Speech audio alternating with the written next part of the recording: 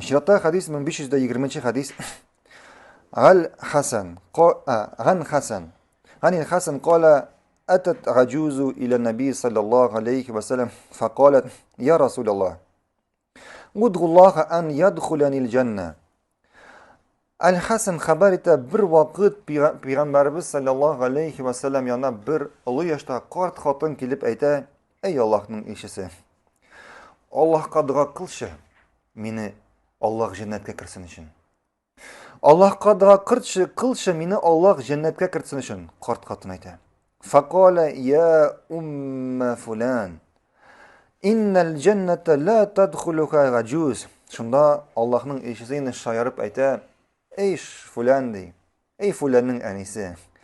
Shundoqda jannatga qort kishilar kirmayishak. Shundoqda jannatga qort kishilar kirmayishak. Qala fawallat tabki.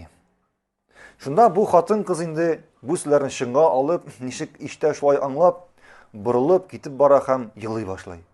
Yig'lay boshlaydi chunki uning jannatga kirasi keladi, lekin payg'ambarimiz sallallohu alayhi vasallam aytadi: "Qort kishilar jannatga kirmayishak" deb. Bu endi xotin qiz birshilib, burilib yig'lay boshlaydi. Faqala akhbiruha annaha la tadkhuluha wa hiya ajuz. Shunda Allohning elchisi aytadi, sahobalarga aytgizinglar. Shundoqda o'ldi shu qort holatida jannatga kirmayishak. Inna Alloh ta'ala yaqulu inna ansha'nahunna insha'an.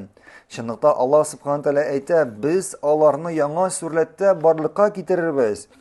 Faja'alnahunna abkaran. Ham biz ularni g'iffatli etirmiz yangidan. G'iffatli etirmiz. G'uruban atraban. Ham yaratuvchi ham bir yoshda etirmiz. Shunga ko'ra biz siz bilan oldik, jannatda kishilar borsida yosh bo'lurlar. Butunisida bir yoshda, necha yoshda dedik? 30 dan 33 yosh tirasi dedik. Shulaymi? Shunga ko'ra xatrismali ko'pdan tug'na hadisda oldik.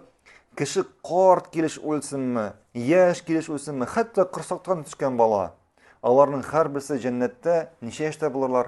30-33 yoshda, ya'ni bir yoshda bo'lurlar, ham borsa yosh bo'lurlar.